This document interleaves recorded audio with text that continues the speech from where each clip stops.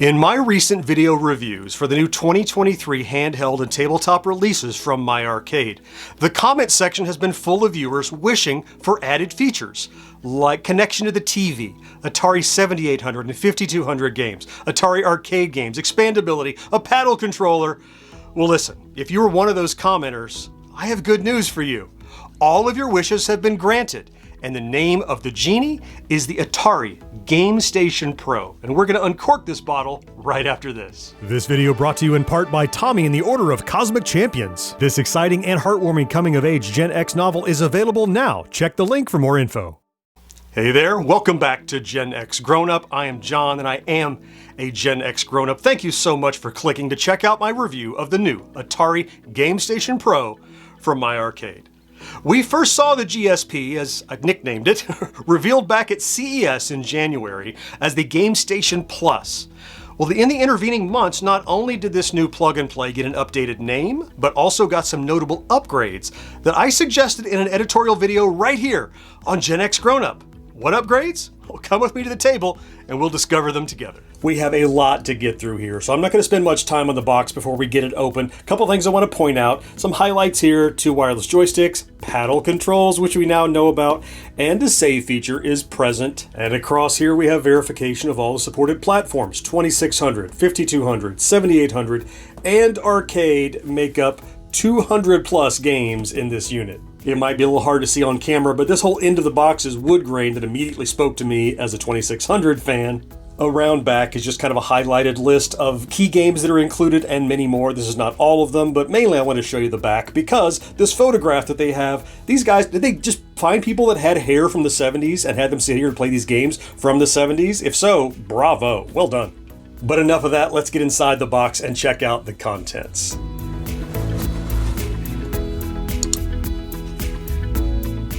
All right, what do we have here? This is a big red Atari thing. This is a little packet. We'll see what's in there in a second. Right below here. All right, this is all protected with a little clear plastic top. Let's move that out of the way. We have an included HDMI cable. We have 2 of those wireless controllers. Let's go ahead and pull those out. And then we have the console. And tucked right here beneath the console is a little USB-C cable. Here's all of our contents laid out. Let's start by seeing what documentation we have in this slick little red box. I'll start with these instructions. Yes, I'm going to throw the instructions away, but it's actually not just how to put the batteries in. There actually are 5 pages of information about how to put the batteries in and what buttons there are. And that's it. And then it moves on to different languages of the same thing over and over. Trash. Throw that away. The other cool thing that's in here is this little certificate of authenticity. This is in a little plastic sleeve, and it just has the model number of the Gamestation Pro, you know, how it's licensed by Atari and all that cool jazz, little gold stamp on there, nothing on the back, just a little added bonus. I think I'll just put it right back into my little red Atari box and save it for posterity. Here's our little Gamestation Pro. Let's go ahead and peel this plastic off because that's just so satisfying. Nice chrome detail here with a red Atari logo. 2 giant buttons that you can't miss. There's a power on button here, and there's a home button here. This is the same function as the home button that's on the controller as well. Now, don't tune out. There's some cool stuff you want to see on this console before we turn it on, so stick with me. Now, right down here in front are 2 USB-C power ports. Now, these aren't for powering the console, but rather for powering the joysticks. Now, there is one included USB-C cable. That's for powering the unit itself. If you provide your own USB-C to USB-C cables, though, you can use those to power your joysticks if you'd like. Around back, you have connectivity and power. Here's the HDMI out to your television or monitor, and here is that USB-C 5-volt in for powering it, as well as a reset button if you need to flash the firmware or just want to reset it to factory at some point. Now, I saved the best for last. One more side. Nothing much to see over here, just nondescript plastic until what is this? A micro SD card slot.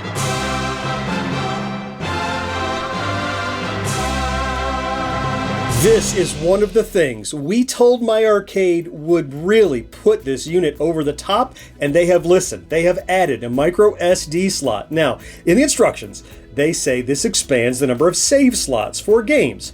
I have a sinking suspicion we can do a lot more with this slot than that, so stick around. We'll get to that a little bit later in the video, I promise.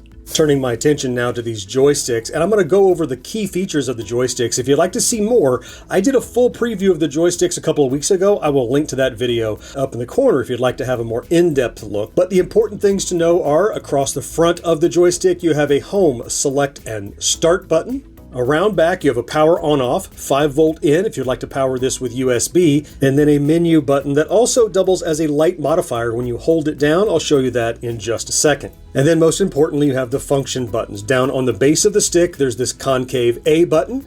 There is a second button on top of the joystick, that's your B button, and then around back of the stick is a C trigger. And maybe the highlight here is back down on the base of the stick, My Arcade has added a paddle to the joystick. Now this was not present at CES when they showed it, like that SD card slot. This is the second thing they added to this device after they showed it to us. They listened to the community and added this paddle. Now when the controller is powered on, this ring of LED lights around the stick illuminates. Now you can change the appearance of this ring of light by holding down that menu button and change it from the rainbow of colors to this white color to this amber color and then back to the rainbow. How well does that paddle function? How does the layout of buttons affect gameplay? That is all stuff we're going to cover here in this video. Now, in that sneak peek video I mentioned from a couple of weeks ago where I took a deep dive look at this joystick, the question I was asked far and away more than anything else is, what does the stick itself feel like? I talked about the buttons, I talked about the paddle, I talked about everything else. I didn't talk about the joystick just because it's difficult to communicate on screen what does a joystick feel like, right? So I thought between then and now how to communicate that. So what I've done is I've grabbed several other notable joysticks that you probably have experience with. I have a Slick Stick, I've got an original CX40, I've got an Epix 500XJ down here. And then to try to measure how much resistance they have, I also grabbed a luggage scale. Now this can measure down to the gram how much resistance force it takes to pull the joystick. So what I'm going to try to do is measure how much it takes to pretty much to move the joystick from straight up neutral to about halfway over. So from 0, there's full, so about halfway. That's what I'm going to try to measure to show how much force is required for you to get a directional to register with the device. So here we go, wish me luck. Let's start then with a Gamestation Pro stick. Let me pull it. Right about there. So about 160, 170, right in there. About 150 grams roughly to pull from dead center over to directional. Next up, I have the Slick Stick here. Let's give that a little pull. Right about there. About 180, 190 from dead center over to directional. Next up, I have an original Atari CX40. Let's give that a pull. These are pretty tight sticks. About there. Yeah, about 300 grams from dead center over to a directional. And finally, this Epix 500XJ performance stick. This is a micro switch stick. It's really sensitive, so there we go.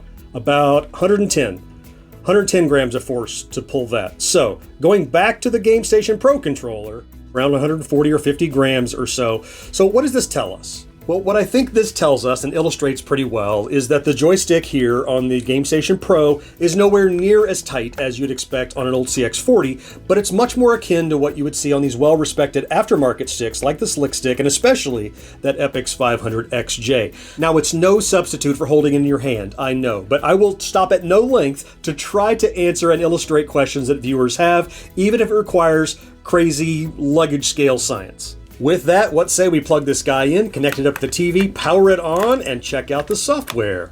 While I'm setting up my TV and putting batteries in the controllers, I'm going to take just a second to tell you about our merch store. Look, if you want a shirt with GenXGrownUp logo or branding, that's great, but our store has way more than that. You can find great shirt designs that will no doubt speak to the gaming nerd in you, or maybe the gaming nerd you know who has a birthday coming up. Just head over to genxgrownup.com/merch to browse the inventory and know that every purchase you make goes to support independent content creation just like this video. All right, let's get back to playing. Oh, there was the system hooked up to the TV, My Arcade. That's cute. All right, so here we are on the main menu. So there's background music, which is nice. There's actually multiple pieces of background music, but despite how exciting this one is, listen to this. Yeah, I'm headbanging to this thing, but for our sanity, I'm going to turn it off with the C trigger. You could do that at any time. So across the top, we have our featured games, we have our bonus games we'll get to. Let's start with a quick peek at the settings and what is available. Aspect ratio, I definitely went 4:3 to keep it from getting stretched. Bezel art you can turn on or off. Looks like off is nothing. I put a TV around it, or kind of synth wave it's called. I don't need that. Scan lines on or off, that's nice. And there's a limitation. You can't have it along with the bezel art, so one or the other. So that's an overlay. Makes sense. Oh, there's a little outline of our controller, little diagram that they use, the A, B, and C button, select, start, all that stuff that we know. Oh, and since it's talking about that LED, let me show you. When you change it on the joystick, it changes the base station too. Check this out. Let's change it to white. Boop. That one changed to white, and let's change it to amber. That changed to amber, so they stay in sync. That's kind of a neat idea. All right, and then the about. That's just, okay, factory reset and details. Let's tap B to go back. And we're back at the front screen. So let's then jump in and find out what's available. Featured games. All right, across the top we have navigation. We can go to 2600, 5200, 7800, arcade, just paddle games, multiplayer games, and then your recently played games. All right, so let's start with 2600 and see what's available. Now you can of course page through these individually, or if you click on any one, it zooms in on a little close-up view. So what I'm gonna do is quickly flip through all 82 of the games very quickly so you can get a look at them while I'm talking. You can pause your video and go back and see if your favorite is there. But what you'll find is that yes, a lot of Atari classics, plus some prototypes, plus some homebrew stuff. We also have a couple of Activision titles and pseudo-Activision titles in there. So see if your favorite game made the cut. All right, so now let's hop in and play a couple of games. I mean, it's Atari, so I'm going to play Adventure. So let's hop in there first. When you first click on a game, as you saw, you get a little detail. There's an About page here that shows you what controls are being used. So just the A button, as we would know for Adventure. Pop right in there. And there you are. So you have a game select switch here, of course, and you can pick the game you want to play. And you also have the menu button we'll get to in just a second here. So let's start a game. So now we are navigating, we are playing. Here comes our bat, see if we can catch him, get our sword. Let's see what's going on down here, see if we can find any dragons to kill. Nope, not right now, we'll let the bat go. All right, so while we're playing, we may want to change some of the settings of our game. So we're gonna tap the little menu button back here, and that's gonna open our in-game menu. So what can we do from here? First of all, TV type is here. Click that and switch from color to black and white, and then when you back out, we're in black and white. So we have a switch for that there. We can also set that back to color. Game difficulty is here, both left and right difficulty. Now in Adventure, you know, I think, I forget what A is. I think that has to do with who's afraid of what. And right difficulty is absolutely like if the dragons will run from the sword, which I hate. But yes, you can set all that in here to whatever difficulty you'd like. And paddle sensitivity comes along a little bit later. We'll look at that. And you can always exit out with that B button. Ah, there's a dragon chasing me. He's after my bridge. You can have the bridge. I don't want it. Oh, and I got eaten. All right. So to head back to the main menu then, you just hit the home button here or over on the console. That'll work too. I just want to sample a few different things. Let's jump into Outlaw because the Atari XP Outlaw just got announced around this time. So again, squeeze the trigger and your gunfighter draws Neil. So it looks like it probably came boilerplate from the back of the box or something. And again, cover art, screenshot, and what button do you use? So let's start. And we know Outlaw is actually just a one-player game, but that doesn't make it any less cool. Shoot that guy, bounce my bullet, shoot him right in the face. Yeah, okay, next game. I know from my launch title rankings that Surround has a lot of fans, so let's take a look at Surround from 1977. That's a launch title. All right, so I'm playing some Surround, and what I want to show you, before he dies, I want to come in and show you the save states. So I can say save, and if I do, it asks me where to put the save. Slot 1 or slot 2. Now, no SD card inserted. So every game that supports it, not every game does, but most games support it. If you'd like to save your game, you just click right on that and it's saved. You can pop back in here and you get a screenshot and everything so you can load it in. Now, if you wanted to save to one of these, it requires insertion of the SD card into that new slot. Now, as I said, I am super dubious that my arcade added an SD card slot just to double the amount of save slots. We're going to mess with that in a little bit, but the save game state is really nice. And if you would like to load, you just click load, pick the screenshot that you want. Do you want to load it? And you're right back where you left off. Now we've got to talk about that paddle. So I'm going to actually go down to Warlords, which, by the way, the rotating paddle actually moves you across the menu at the top. We could just go and sort by paddle games. Oh, look at there. Yeah, okay, so our Warlords is down here, so let's go ahead and do Atari Warlords. We're going to launch that. Okay, now I'm going to go in the options and go to Game 4, which is a single player. So I have a paddle, and I have the A button here. Now, the extra thing I want to show you is hop in the menu, and we have paddle sensitivity. This was a genius stroke. So we know this is a wireless controller, and we know there's going to be some latency. So to offset for that, you can adjust the sensitivity of that paddle to help compensate for any latency that might be there or what you think is right or comfortable for the game. It's pretty cool. So I'm going to put it on medium. Most games I'm putting it on high. In fact, I'll put it on low so we can see what it looks like. And then we'll back out, and then we're going to start our game. All right, so here I am controlling it, and you can see now the paddle goes both ways. Yep, we're driving. See if I can hit a guy. Great. But yeah, it takes a lot of rotation to get all the way around. So you see that? So I'm going to hop back in the menu, and we're going to change it up to high sensitivity, and then back out. Then, look at that. Look how fast that is. I can rotate around. You see where my finger is and how far I'm moving? Yeah. Oh, let's get this guy. Oh, he's ready to die. I got him. Look at that. I mean, this paddle is smooth. Can you see this? You can see my turning. You can see my finger here. Let me rotate it. Make sure you can see. There's my turn. Certainly a tiny bit of latency, but it's almost eliminated. I mean, there's the latency of science. There's the laws of physics. But for my brain, this is working. Yeah. Oh, you know what? You know a good place to check this? We should hop over to Super Breakout. Let's go over there right quick. Yeah, so here we are in Super Breakout. I haven't started the game yet. So let's hop in and look at that paddle sensitivity. I'm going to put it up to high. It starts on medium always. I'll back out. So here's my paddle. Look at this. So rotation, maybe a quarter turn to get from side to side. Look how fluid that is. Now you're seeing a teensy bit of latency. You know that's going to happen because it's wireless. But let's play the game and see how it behaves.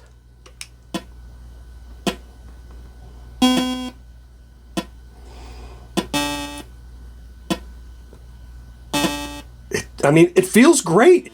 It's consistent from left to right. That's number one. It's accurate. I can make little adjustments. I can make big adjustments. Man, this is what you want out of a paddle. Short of being an original Atari paddle. There's a precise positioning. My brain is doing a good job of adapting to that minor latency that's being compensated for by the high sensitivity. I'm able to have some amount of accuracy that I historically cannot have on these paddle games at all. I want to get that ball up top. It's always so much fun. Get up there. Almost. Look, I was able to aim and get the ball up top. That's phenomenal. Oh, and my paddle shrunk, as it should. Oh, wow, this little paddle. All right, let's say we make our way down to the 5200 now. Now, there's just a small selection of 5200 games. There's just these 7. Now, I understand from my arcade that there was some limitation what they could put on here. Obviously, licensing, but secondarily, what about that whole numpad that was on the controller of the 5200 and games that required analog control? So it was a pretty small pool to draw from, but you can see what they pulled. They have Centipede, Frisky Tom, Meebzork, Millipede, Missile Command. Oh, the 5200 Missile Command is great. Real Sports Baseball, Real Sports Basketball. All right, then we're back to the beginning. It's also worth pointing out that, look, we had the paddle, we had the SD card. Adding 5200 games, that's the third thing that my arcade added to this after we said here on GenXGrownUp the things we would do to make this console better. You see this company listening to the audience and finding out what it is that we want? Let's look at Missile Command on the 5200. Always liked it. Using the Altera emulator, I see. All right, let's start. Oh yeah, the 5200 is just so rock solid. So vibrant, looks so good.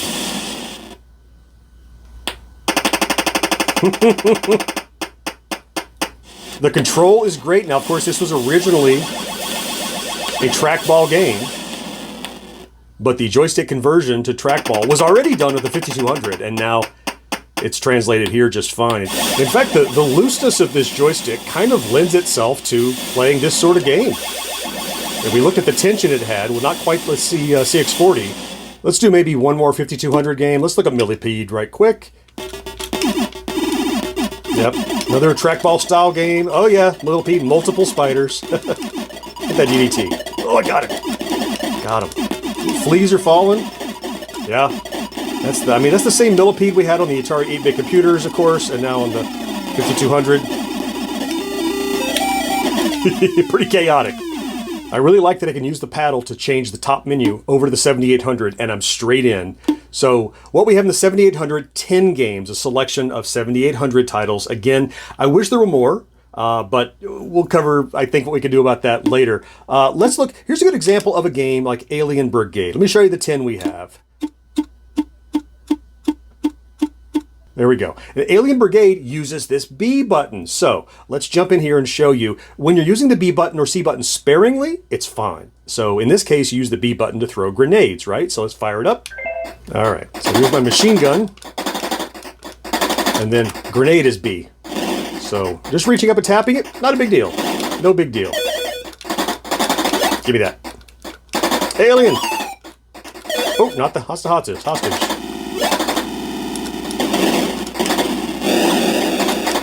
I think I might have shot a hostage there. Whoa, that's not a hostage. I shot his hat off. There we go. Yeah, so you can see, I have no trouble tapping the B when I need it. There, get that tank. Shoot an alien. Get some ammo. Yeah, an Alien Brigade, fun game too, so.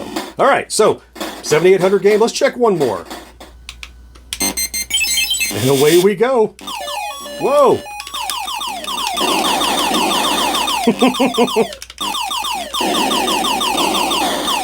Rock solid.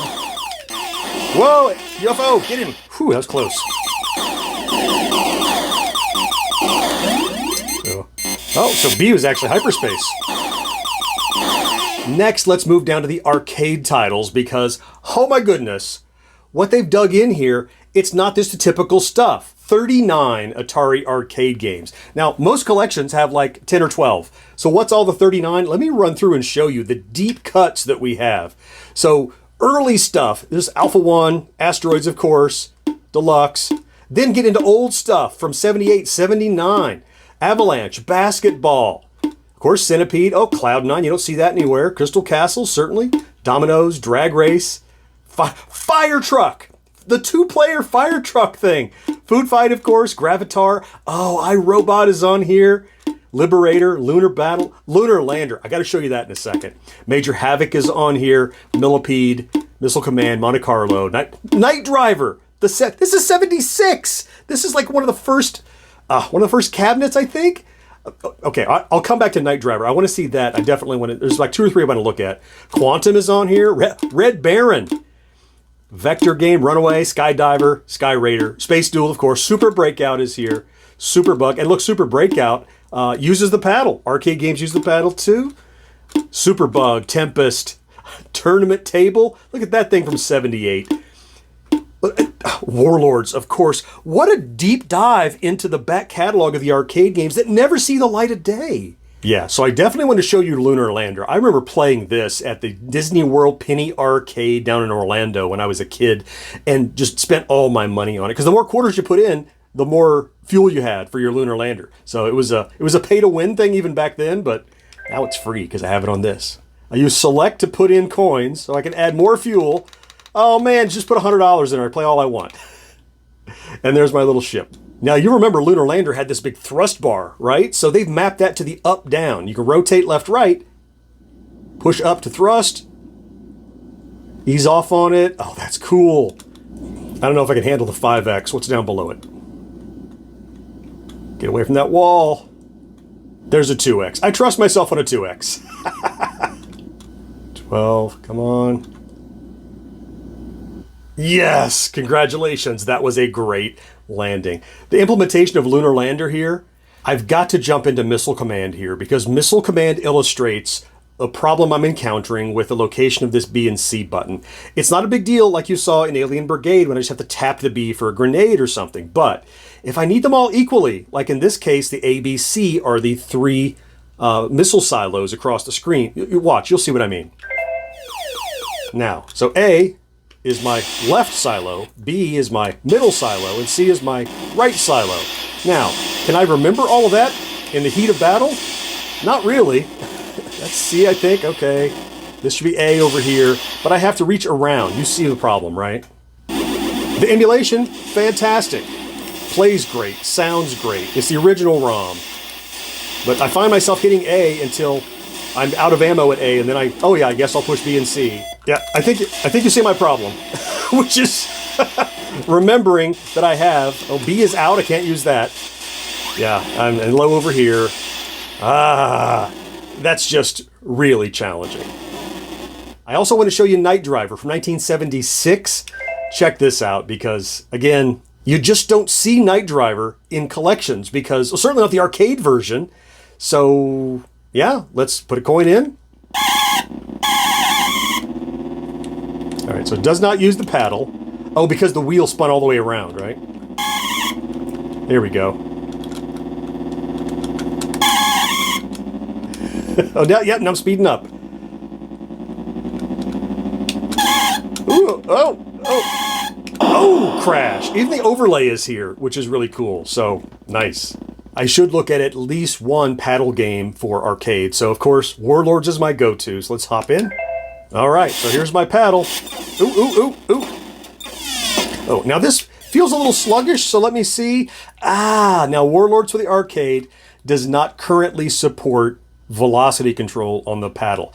This is something I think they could easily fix in firmware if they wanted to, if it's at all possible. It would be a nice addition, because I feel the paddle's a little slow in Warlords right here. So just my observation, your mileage may vary. Oh, I want to get that guy so bad. Look at him. Got him. Boom! Now we have 2 fireballs. Oh, can I finish this off? Probably not. How am I not dead yet? Oof! Oh, he got me. All right, now we've got to see if our high score persists. So I'll put in GXG. All right, so my high score is 3125. Out. All right, I'm back in now. I relaunched. Let's see. Let's see a high score. There it is. My high score saved. Did you see it? It flew by. Let's wait for it. There it is. High score, GXG 3125. It's saving high score. Certainly on this one, I would expect other arcade games too. So another feather in the cap of this little thing. Now we've got to look at these bonus games that are included. Now historically, bonus games have been what my arcade uses for padding out a number to say 200 games here. We only had 138 Atari games across all the platforms, and there are 63 bonus games in here. Just as before, I'm going to come down. Oh, look, they're organized by 8-bit, 16-bit, and arcade. Bonus arcade games. Well, I guess the hardware can handle it. I guess that makes sense. I'm going to flip through all 63 of the games like I did with the 2600, so you can take a look at what all's here, see if there are any favorites of yours. Some of them came from, looks like NES or Sega. Arcade games, of course, who knows what those are from. I don't know most of these games. A few I do, and we're going to look at a couple of them, but 63 different bonus games on here. That's quite a haul. So I guess let me just show you a sampling, maybe at least one from each of the different categories, and I've picked a couple that I think are worth showing. First up is Snacky. I first saw that on the Microplayer, I think, and not a bad game. And away we go, Snacky. This is a surprisingly smooth and clever little game. And I've been playing this game a couple of times since I found it over on the Microplayer and the Pocket Player, and it's just cute. Over in the 16-bit range, I want to show you Humans. It's kind of Lemmings, it's kind of not Lemmings, and there's no really instructions provided for anything. You either need to know the game or figure it out and what buttons it uses. So let's hop into the Humans. All these little cavemen. You've never seen anything like them. So as you see, I'm a little human that can run around, and my goal is to get this spear that's way over on the other side here. So I need to bring all my humans and have them help me so I can switch to which human I want. Work him up to the top. Ultimately, I make a little human pyramid so that they can jump up there and grab the spear. And then once I have the spear, that's a new weapon I can use in subsequent levels. Now you see on the bottom there are different things you can do. That's where that C trigger comes in. So the B is going to be some function. C is changing what they do. That reminds me of Lemmings quite a bit. Let's get him to climb up there. There's 2 of my 4 guys. Here's number 3. They're just kind of wobbling there. Let's grab my 4th guy. There we go. Got the spear. Well done, you finished level 1. Cute little game. Plus bonus arcade games. So let's see what we've got down here. How about Mighty Warriors. That sounds like a challenge with probably multiple punches and kicks. Yep, fighting game. Never seen it before, but okay. I pick multiple guys. And who do I fight? Sure.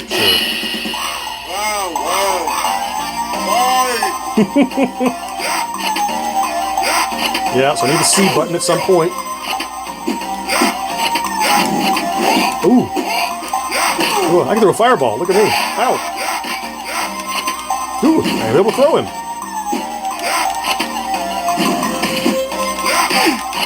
There we go. Not the worst fighting game I've ever seen. Comes included. So as we near the end of this review, I have flipped the exciting music back on for the background. Look, we have 138 classic Atari games. We have 2600, 5200, that was added, 7800. Bonus games that aren't all that crappy, not all that awesome either, but you know, if you like them, they're great in there. I see high score saving, I see a paddle, I see adjustable paddle sensitivity in some cases, I see saved game states. What more could you want? Well, we could be done right here, except there's the matter of that SD card slot. You should know that My Arcade provided this unit for review, but has zero editorial input as to what I have to say about it. Case in point, what I'm about to share with you. I wanted to see what might be possible, so using techniques I've learned on previous plug-and plays from other manufacturers, I started poking around and adding a few folders, dropped some ROM images in there. Now, this could have been nothing, but after some experimentation, look what I was able to play. I don't know if I was supposed to find this functionality or not, but I did. This certainly isn't in the documentation, and believe me, I double checked, but here it is. And you can't put the toothpaste back in the tube. This exists on the Gamestation Pro. Not only did I pile hundreds of Atari games on there from all three supported platforms, but other consoles too. I don't even know if I reached the limit of what the GSP can do, but I had fun trying. Now, unsurprisingly, neither game save states nor the paddles are supported for games I added myself, but the joystick will control VCS paddle games fine, and none of the other supported platforms even had a paddle, so good to go there. Now, if you're interested in how I was able to expand the GSP using the SD card slot, you let me know down in the comments, and if there's enough demand, I'll produce a follow-up video tutorial and link it right here where that arrow is pointing. Now that's a lot to take in, I know, so let's summarize, recap, and review this fun new device. Let's talk about the controllers. My Arcade definitely stepped outside the norm to try something new, and in a world of reboots, reissues, and repeats, that should be applauded. And that's even before they heard our voices and added a pair of paddle controllers without increasing the price. And I'm pretty happy with how the paddle responds. Yes, this is wireless, and you will experience a little bit of latency, but the addition of paddle sensitivity mitigates that to the point that I forgot there was any latency at all. How about those buttons though? Well, just as I theorized early on, the position of the B and C buttons, while creative, can be unwieldy depending on the game in question. Now, if those buttons are used infrequently for like a smart bomb or a grenade with A being the primary, it's entirely doable. But in games like the arcade version of Missile Command, where all three buttons are needed equally, the layout kind of breaks down. In reality, the fewer times you need to press B or C, the better.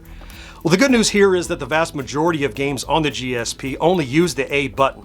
If we were to see a Gamestation Pro 2, I believe a more traditional gamepad style layout would prove to be way more versatile. As for the games included in this collection, I'm a little bit impressed. Yeah, all the 2600 titles we know well are here, plus a few less common inclusions, but that's not where it ends. We get a small but representative sampling of Atari 5200 and 7800 titles, and deep cuts into the Atari back catalog of arcade games going all the way back to 1977, the year Atari was founded. Well, yeah, Centipede and Asteroids are here, but Lunar Lander, Dominoes, Fire Truck, awesome. And finally, the selection of bonus games are more than just filler, including some bonus arcade titles even. I was honestly expecting all the same old hits we've seen again and again, but My Arcade delivered above and beyond the norm here.